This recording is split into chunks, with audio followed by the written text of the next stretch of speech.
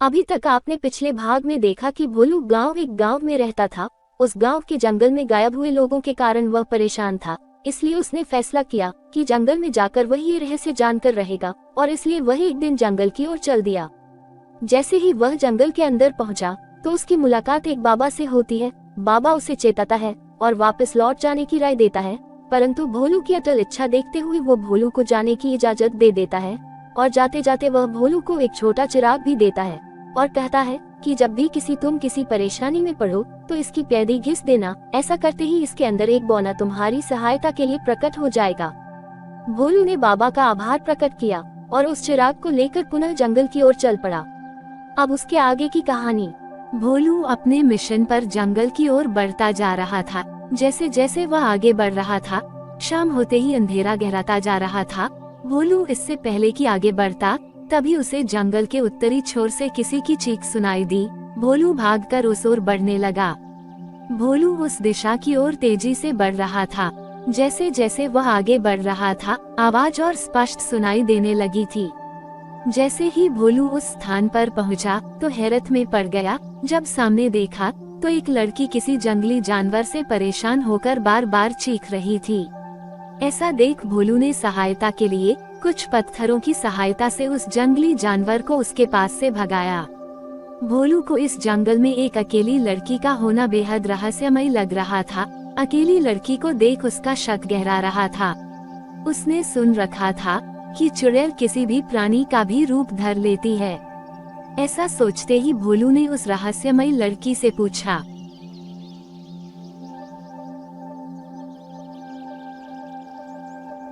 कौन हो तुम? इस घने जंगल में कैसे आए? क्या नाम है तुम्हारा?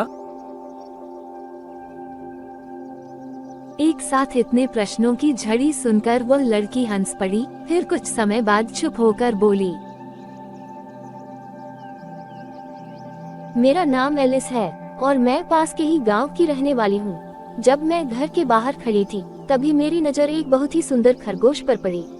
उस खरगोश का पीछा करते हुए मैंने उसे पकड़ने का बहुत प्रयास किया, मगर वो पकड़ में नहीं आया। इस भागदौड़ में मेरे गांव के समस्त साथी पीछे छूट गए। पीछा करते करते मुझे यह आभास ही नहीं हो सका कि मैं कब अपने सभी साथियों से बिछड़कर इस बियाबान जंगल में फंस चुकी हूँ। जब तक लौटने का ख्याल आता तब तक बहुत देर हो चुकी थी। शाम से रात घिर आई थी। इससे पहले कि मैं जंगल से बाहर निकलने के बारे में सोचती कि एक जंगली जानवर मुझे परेशान करने लगा और मैं चीखने लगी। पर मेरा नसीब अच्छा था कि मेरे चिल्लाने पर मेरी मदद को तुम आ गए और उस जंगली जानवर को भगा दिया। पर तुम कौन हो और इस घने जंगल में क्या कर रहे हो?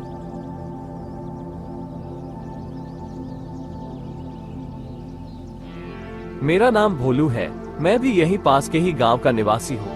इस जंगल में मेरे गांव के बहुत से लोग गुम हो चुके हैं, इसलिए मैं उनकी तलाश में निकला हूँ। पर तुम्हें देखकर मुझे अचरज हो रहा है, कहीं तुम वो लंगड़ी चुड़ैल तो नहीं? चुड़ैल? कौन चुड़ैल? किस चुड़ैल की बात तुम कर रहे हो? क्या तुम मुझे डराने की कोशिश कर रहे हो? घबराओ मत। यदि तुम वो चुड़ैल नहीं हो तो मैं तुम्हारी पूरी मदद करूंगा, परंतु यदि नहीं, विश्वास कीजिए, मैं कोई चुड़ैल नहीं हूँ, बल्कि मैं रास्ता भटक गई हूँ। घर पर मेरे माता पिता मेरा इंतजार कर रहे होंगे। समझ नहीं आ रहा कि अब मैं कैसे उन तक पहुँचूंगी। ओह, चुप हो जाओ, अब रोने से कोई फायदा नहीं। यदि तुम्हें वाकई अपने घर पहुंचना है तो कल सुबह तक का इंतजार करना होगा। इस समय कहीं भी जाना खतरे से खाली नहीं। जब सुबह होगी तो इस जंगल से निकलने का कोई रास्ता ढूंढेंगे। तब तक इस जंगल में विश्राम करने का कोई ठिकाना देखते हैं। पर मुझे तो इस घने जंगल में बहुत डर लग रहा है, साथ ही बहुत तेज भूख भी लग रही है। मुझे भी घर से चले काफी देर हो चुकी है। रास्ते में कुछ जगहों पर कंद मूल फल मिले थे, पर मैंने इसलिए उन्हें हाथ नहीं लगाया कि कहीं वो जहरीले न हो। भूख तो अब मुझे भी लग रही है। हाँ, यहाँ कोई ऐसी जगह भी तो नहीं दिखाई दे रही जहाँ हम सुबह तक इन जंगली जानवरों से बचने हेतु कोई आसरा तलाश सके। जहाँ चाह होती है वहीं राह होती है। भटकते हुए भोलू व एलिस को इस घने अंधेरे जंगल में दूर कहीं टिमटिमाती रोशनी होती दिखाई पड़ती है। ये देखकर उन दोनों की आंखों में एक चमक सी आ जाती है और उन्हें आशा की एक हल्की सी किरण दिखाई देने लगती है।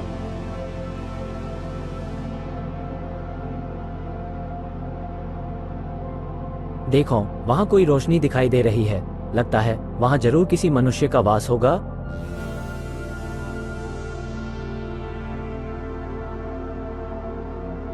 काश ऐसा ही हो। यदि ऐसा हुआ तो हमें सुबह तक रहने का ठिकाना मिल जाएगा और सुबह होते ही गांव ढूंढने में आसानी रहेगी।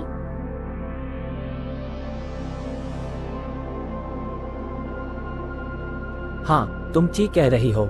चलो इसी दिशा की ओर बढ़ चलते हैं। ऐसा प्रतीत होता है जैसे कोई झोपड़ी हो।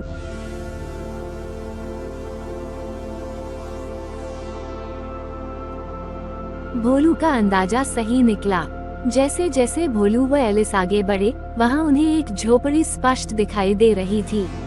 जैसे ही वह दोनों झोपड़ी के निकट पहुँचे तो वहाँ के अंदर का दृश्य देखकर दंग रह गए। इस अंधेरी रात में उस झोपड़ी के आले में एक दिया जल रहा था और झोपड़ी के एक किनारे चारपाई बिछी हुई थी। ऐसा लग रहा था जैसे यहाँ कोई काफी समय से रह रहा हो। झोपड़ी के अंदर से कुछ पकने की खुशबू आ रही थी। झोपड़ी के अंदर कोई न था। रहने वाला व्यक्ति लगता था कि वह कहीं बाहर गया हुआ था।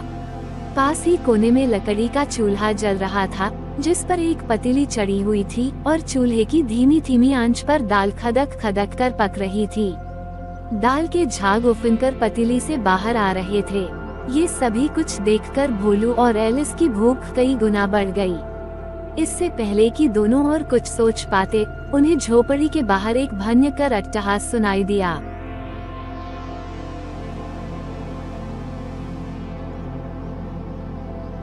कौन है बाहर? मुझे बेहद डर लग रहा है। इतनी भयानक हंसी इस बेयाबान जंगल में किसकी हो सकती है? मुझे ये जगह कुछ ठीक नहीं लगती। चलो यहाँ से भागने में ही भलाई है।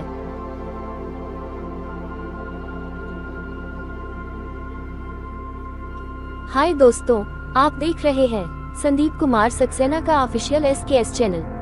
क्या भोलू अपने गुम हुए गांव के लोगों को ढूंढ सका? कहीं एलिस ही वह लंगड़ी चुड़ैल तो नहीं? क्या राज है उस झोपड़ी का राज? क्या एलिस सही सलामत अपने गांव लौट सकी? क्या भोलू व एलिस किसी गहरे षड्यंत्र में फंस चुके हैं? झोपड़ी के बाहर अट्टहास की आवाज किसकी थी? क्या भोलू व एलिस उस झोपड़ी से भागने में कामयाब हो सके? क्या उस लंगड़ी चुड़ैल का भोलू पता लगा सका? इन सभी बातों को जानने के लिए व भाग 3 को देखने के लिए अभी से संदीप कुमार सक्सेना का ऑफिशियल चैनल SKS देखते रहे।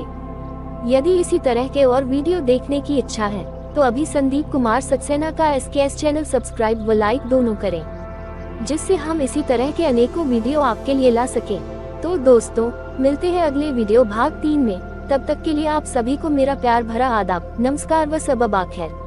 जय हिंद।